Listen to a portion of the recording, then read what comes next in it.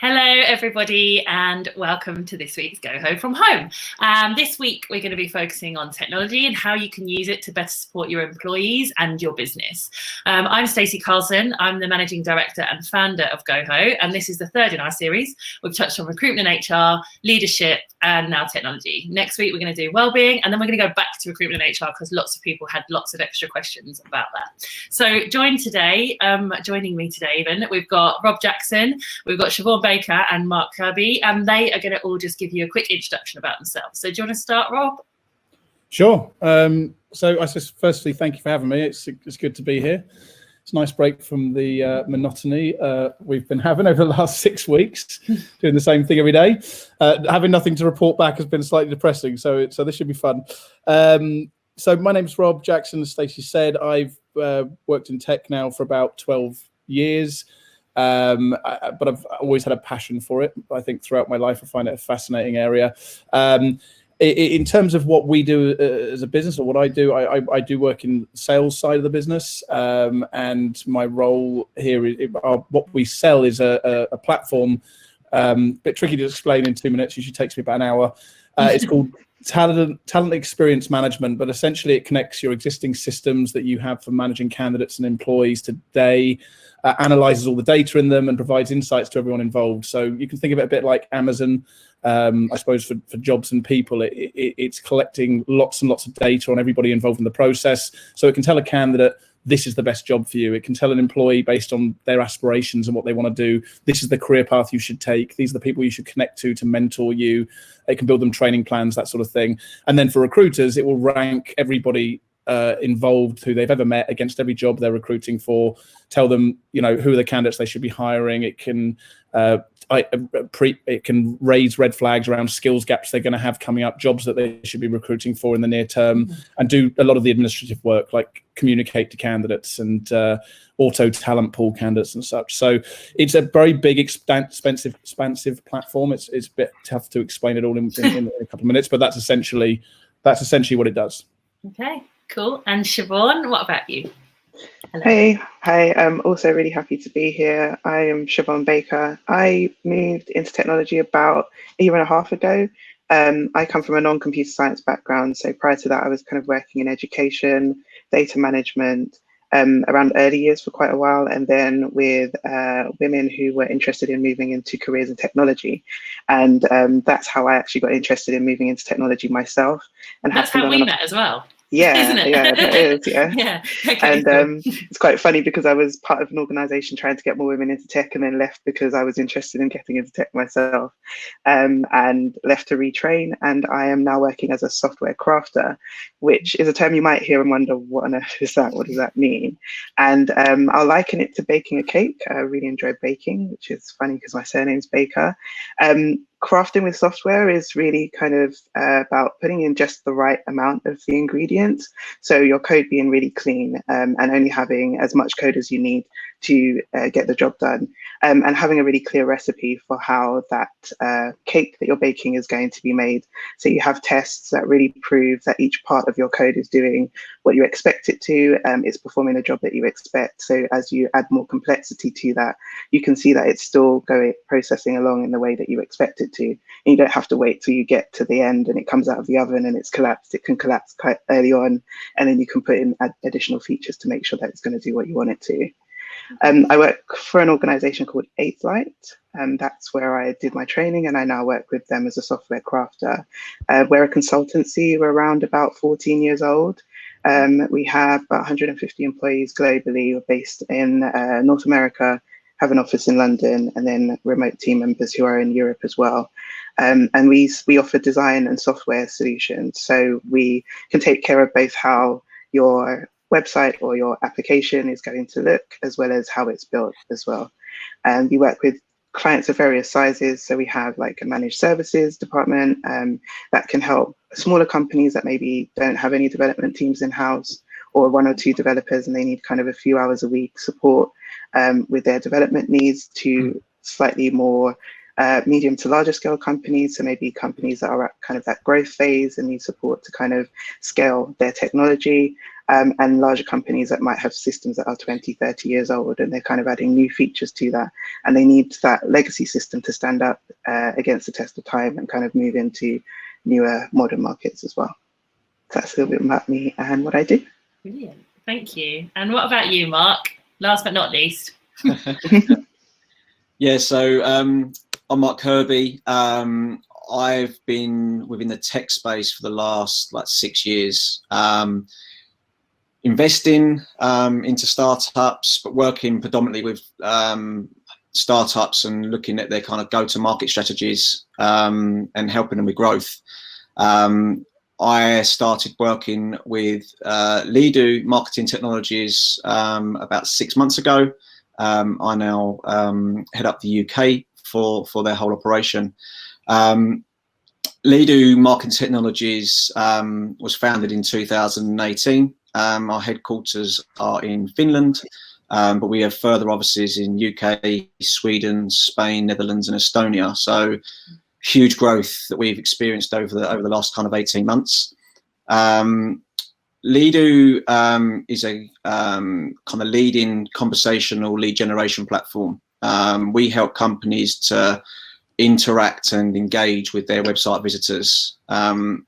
This kind of period in time, we're very busy, mainly because I think that people are understanding that websites aren't there just to show that you exist. It's a way to interact and engage with your kind of audience, get them to kind of understand how you can help them. And that's where kind of Lido helps in terms of generating them inbound leads. Yeah.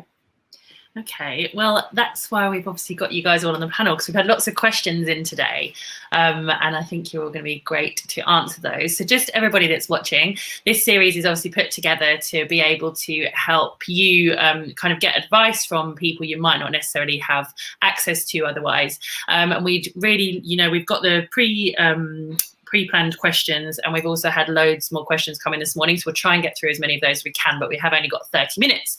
So if we need to, we can always revisit this subject matter in a few weeks. If you've got anything else you want to feed in or feedback, please use the chat function or the question function if you've got anything else that you do want to say during the webinar. So first of all, we're going to start with, how can you use technology to support your employees during this time? Rob, do you want to start with that one? Sure. Yeah, I guess, well, there's lots of amazing technologies for help with your employees, but it feels like at this point in time, it's all about engagement and communication and, I guess, well-being. Probably the areas I'd be focusing on. So, conference and technologies like this are really important. So many companies have these already. And if you don't, there's free ones, I suppose, such as Google Hangouts, or even just setting up a WhatsApp group. I think essentially focusing on being able to have face-to-face time with employees is probably really, really important. I know myself, I'm used to working at home, but even I've been going completely crazy from being stuck here, doing the same thing day in, day out. And so just spending time having some FaceTime with people, I think will really help keep the spirits up, and also help you just make sure people are getting the work done they need to do. I think beyond things like conferencing and engaging on that level, then mental health is probably a really important area. There's, again, lots of amazing technologies out there, companies like LifeWorks and Mind that produce platforms that are specifically to dealing with mental health and well-being. And I think a lot of the companies I'm talking to at the moment are very invested in making sure their employees are staying sane during this period. And then I guess if you have some of those technologies in place already, or if you're starting to look at those, and the third one really is just any technologies around helping employees to upskill.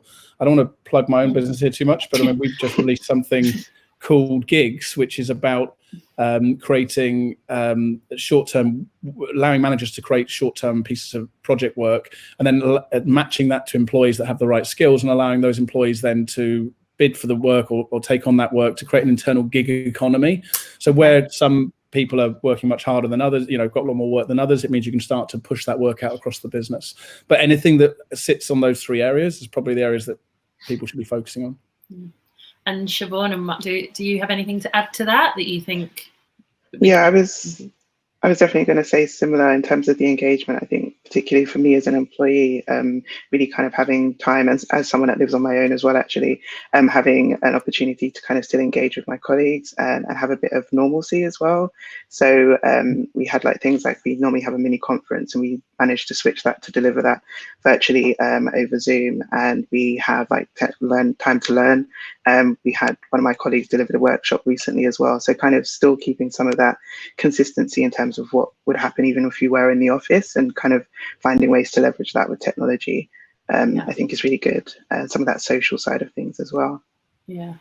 And what about you, Mark? Yeah, I agree with both Siobhan and Rob there. But I think that actually, if you look at it from a business perspective as well, in terms of how technology can support your employees, I think that there's some great ways to implement certain things to actually streamline the efficiencies that people are probably having to kind of think about while working remotely.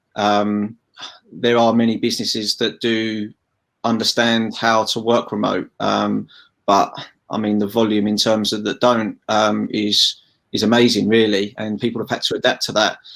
So I think that actually making things easier for your clients to get hold of you, how to kind of communicate in a much better way rather than via email, actually have a more personal touch. I think that has been, I think that's something that people have started to realise, that don't sit behind your computer, pick up the phone or have a conference call with someone. And I think that personal touch, I think, has helped a lot of businesses during this time. Yeah, I think I'm annoying my team actually, because every time something pops into my head or I don't know, you know how you'd like kind of have those, we were talking about it last week, those coffee machine moments where you'd meet up with someone near the coffee machine and just have a little chat. But I just Google, because we use Google Office and Suite, and I just Google Hangout them all the time, video calling them. They're probably like, oh God's sake, it's her again, popping up on their screen, hello. But I don't know, it seems to be working quite well for us at the moment. But we were just discussing, we're like 6 weeks in, right? So hopefully it doesn't last for 12 weeks. So what advice, Mark, we'll start with you this time. What advice would you give to anybody who's managing technology and technology solutions at this time? Because I've heard quite a lot about how, obviously, with everyone being at home and remote, we might be expecting some like gremlins and stuff because people can't continue development and keep on top of things as much. So could you talk to us about that? Yeah, well, I think that one of the most important things is looking at your kind of your security procedures as well. Like everyone working remote, working off obviously their local network, it leaves people open and lets people become a bit more vulnerable, especially if you're handling sensitive information. So I think that, I mean, cybersecurity companies at the moment are very busy because they're helping companies to structure that security element. So I think that managing technology, yeah, I think that that's probably something that I would say to companies to be focused on. And then second of all is actually looking at how you can adopt and adapt to new technology as well. And what about you, Siobhan? Yeah, I was going to say similar kind of, are there any systems or platforms that you can be leveraging to kind of keep on delivering in ways in which that you can kind of shift and offer different services to your clients? So kind of things like, we're here today, we're doing a webinar session, and that's offering something that really allows people to kind of engage in new ways, but uses technology to do that, so that people have access to new information even whilst working from home. Yeah. Rob, anything else to add? You don't have to. I guess well, like I said, most of it's been said. I mean, the only thing I'd say you could add to that is for your business critical systems, checking with your vendors on what their planning is for this situation. Are they able to continue to operate through this? Do they, where are their tech teams based? As you said at the beginning, are they going to be able to continue to keep fixing, patching, and delivering the service that they'd agreed with you?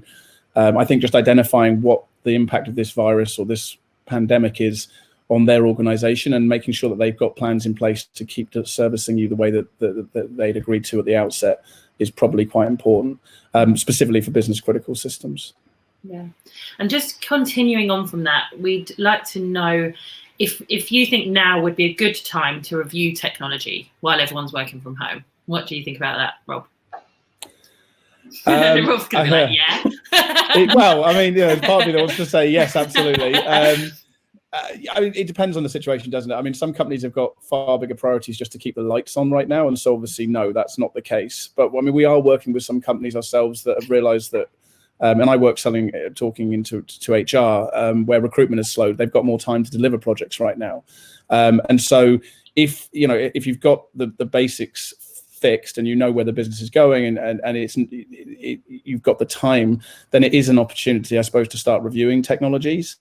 I think coming out of this crisis in 2008, when we had the crisis, it was finance that were the heroes that came out of it. But coming out of this one, it's going to be HR. So technologies that can help support the business and the employees to do the things we've said, keep them sane and such. And also planning for how, planning for how you're going to come out the other end of this. Because I think a lot of companies are focused on right now maintaining what they have, but thinking about how you're going to re-recruit people when you come out the other end and replace the skills that you may have lost from furlough and redundancy are probably key areas that you might want to start investing in looking at technologies for. And what about you, Mark? What do you think is now a good time to be reviewing it? I think 100% yes. And the reason why I say that is because now's the time to be investing into your business. Now's the time to be looking at things and saying, right, okay, we now need to be adapting to changes.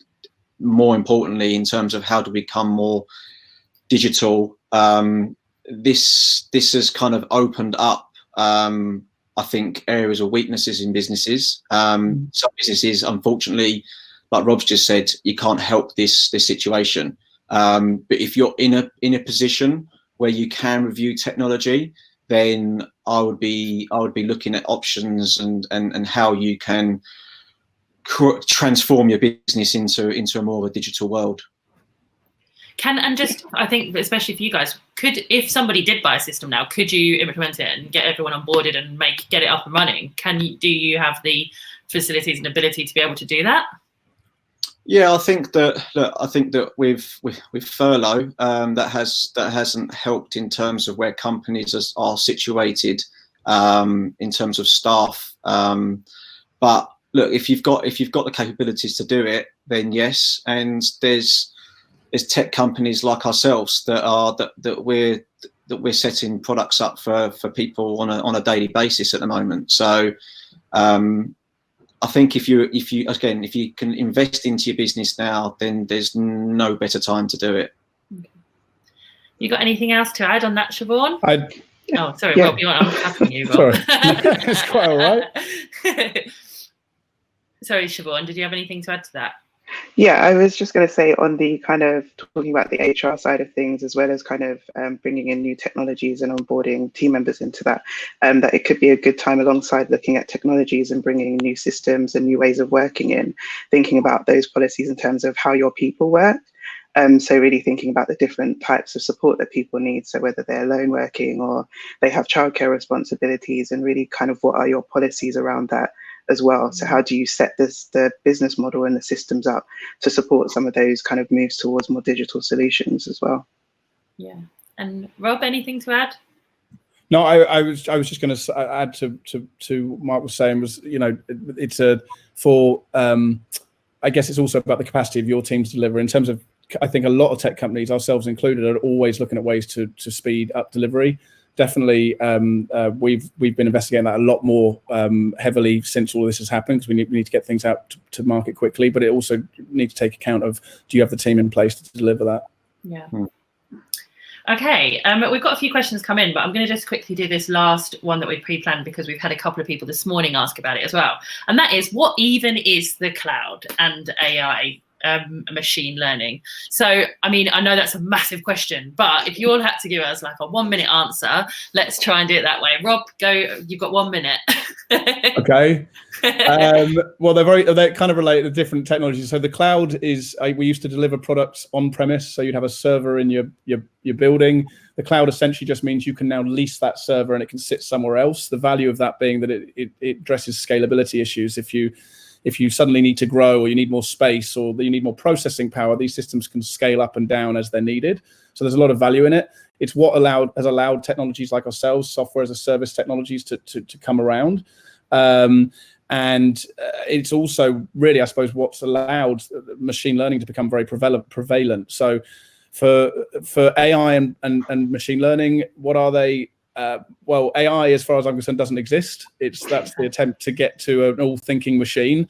It's just used as a marketing term because everyone knows AI. What you're generally talking about is machine learning, which is really just crunching huge data sets with algorithms that can self-improve and spot patterns in that data that you wouldn't otherwise be able to find.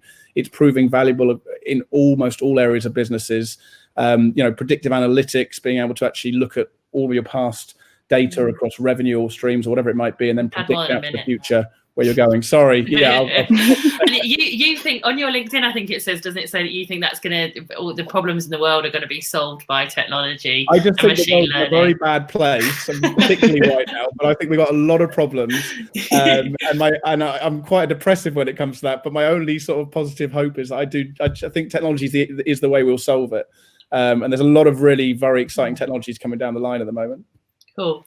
Siobhan, give us what you think, what you know is the cloud. Yeah. So I think Rob's answer was quite comprehensive. I would add to that, kind of saying the cloud is really it's an enabler at this time, because it means that your teams don't have to be physically co-located in an office. They can be working at home and still have access to the systems that they need to kind of do their jobs. I think with the AI and machine learning, I'm kind of still learning about that myself, so I'll kind of default to kind of Rob's explanation of it. Yeah. Okay. Cool. And Mark, what would you say? Yeah, I think that for people that are listening is looking at mainly machine learning. I think they've kind of identified in terms of what the cloud does for businesses. So if you look at like one area is say process automation, how it can help kind of automation of digital and physical tasks, such as like back office admin and like financial activities. For example, like transferring data from emails or CRM systems or call center systems into systems that allow you to enhance your kind of like marketing strategy, for instance. So there's products that are out there and there's things like machine learning that can really help businesses. And again, now's the time to be looking at that and thinking about, okay, how can I adapt that into my business, and how does that create certain solutions to probably the business and also to their kind of like consumer base. Yeah, I guess as well, like, I know we're all kind of going, I want it to go back to normal, but what is normal now? It's going to, our new normal is going to be so different that actually we need to really, I think, accept the fact that we are probably going to be working a lot more remotely in the future, that offices aren't going to be as big, and we are going to have to use technology in much different ways. Maybe technology that's always been there, but we're going to have to use it a lot more readily and in ways that we maybe aren't as used to. Yeah, I think looking just going on to that, I think that even like your time, like how important is your time? Like just getting in a car and driving, or getting on a train and going 2 miles up the road to have a meeting with someone and then come back. How pointless is that now? Yeah, like you're going to be able to have communication with someone like we are now, and if a face-to-face is needed, then fine. But I think that will change dramatically. Yeah, definitely. We've had a couple of questions this morning, and we've actually got one live as well, looking at longer term, and what I've just touched on, I suppose, about, in the future. We've had one at the moment that just says, looking longer term, do you think tech will change when we do go back to the office, and how? But we've also had, could the current situation become seen as proof of concept that tech can fulfill some job roles? So Siobhan, do you want to start? I know I've put those two together, but they're around the same, and talking about this future and what the new normal is going to be. So yeah, do you want to give us your thoughts on that? Yeah, so I think in response to could it prove that we can replace some job roles, I think what it could do, maybe not specifically looking at job roles, but just in terms of processes and kind of how we can best use our time, and how we can leverage tools and technologies to kind of automate certain processes. So even when it's things like managing your own time, you've got emails coming in that you then need to follow up on. There are tools and systems that can help to kind of automate some of that process so that there isn't as much of your own time that needs to do that. So you can automate, like, I've got this email coming in, I need to store this in this place. I then need a reminder for a follow-up action to go and do this next thing. And so it would really be a proof of how you can leverage technology in your teams and get the work done effectively. And that might mean that you can kind of resource those skills in other areas. You can give people opportunities to upskill in other parts of the business they want to learn about, and really take their insights in different ways and move the business forward. Yeah, cool. Yeah. Mark, what are your thoughts? I second that. I mean, I don't really want to be saying that technology is going to replace jobs, but I do think that in the interim, I think it definitely will provide certain efficiencies. I do think that processes that are very mundane at the moment and very manual, I think can be automated. And I think with any kind of business, it's time, right? It's time to look at these things and time to think about, okay, what's the impact? What's the implementation plan? How will it disrupt my business? Like, is there going to be a disruption phase during the course of that? And I think people get scared of it. And I think that's where people need to open up a little bit more. People need to become a lot more kind of positive around technology and how it can help them, rather than think about it as a negative. Okay. And lastly, Rob, what have you got to add to that one? Yeah, I think it's been said. I mean, I guess I think you touched on how will it change things. I think coming out of this, we're going to see a lot more home working. So I think there will be a lot more of those sorts of technologies being utilised that allow you to communicate these sorts of things. In terms of replacing people, yeah, there are certain areas where technology is undoubtedly going to replace people, but I think we've already started to see that self-driving cars down the line will start to replace logistics, potentially drivers and taxis and other things. But in most instances at the moment, most technology is going to augment what you do. So exactly as I think Mark and Siobhan were saying, it will be about how do you automate a lot of the administrative tasks so you can spend more of the human element of the role, spending more time communicating with people and allowing the technology to sort of take care of a lot of that administrative work. And I think we'll see a lot more of that coming out of this. I think particularly if companies take the time to look at those technologies that are out there. Okay. Well, we've still got quite a lot more questions, but we're going to just end with one more. So each of you, we got to really quickly, if you could recommend any one bit of tech, what would it be? Rob. Can I say my own? If you want. So no, I mean, I'd say, I don't know. I think going back to what we were saying before, any kind of technology that's going to help you with engagement, wellness, and come on, one. You've got to recommend one app or recommend piece. One. Oh God, Google Hangouts. I don't know. Okay, there we go. Siobhan, what about you? Probably for me, it would be balance. I've been trying to use that to kind of do a bit more meditating and be a bit more mindful. Yeah, that's good. And what about you, Mark? I think anything in terms of engage, like kind of where Rob's going with engagement. I mean, chat features, like all these different kind of features that are out there now. Like that's going to be so important for businesses. So, okay, but you need to give us one. What would you recommend? As in companies or as in actual, or apps or anything? Okay, so look, I mean, I've got to say Lido, because that's what we do. Okay, mine would be LifeSum, which is what I've been using all the time actually since I've been at home, because it's quite easy to like slip into just eating and stuff, isn't it, or snacking, because you're at home and you keep going in the kitchen. And I've been like logging everything I eat and the macro, and it's really interesting to see how much you eat. So it's really, really helped me, because the first few weeks was a complete disaster, let me tell you. So that could not have carried on for 12 weeks. So I'd recommend that. It's free as well, so download it. I need to track one to track how much I'm drinking at the minute. That's the maybe it exists. We'll have to have a look afterwards. But thank you all so much. That's been really helpful. We've still got we have got quite a lot we didn't get through. Loads of really interesting questions as well. So please, everyone who's listening, if you could answer the polls for us just to give us a bit of feedback. And if you've got any more questions that you want answering, or if you'd like to get in touch with anyone, please email us at hello@thisisgoho.com. And if you've got any other questions or things that you would like, topics you'd like us to cover, please email us as well. And that is the end of this week's episode. Thank you all so much, and hopefully speak to you again soon. Best of luck. Enjoy the sunshine. Thanks. You too. Cheers, guys. Bye. Bye. guys.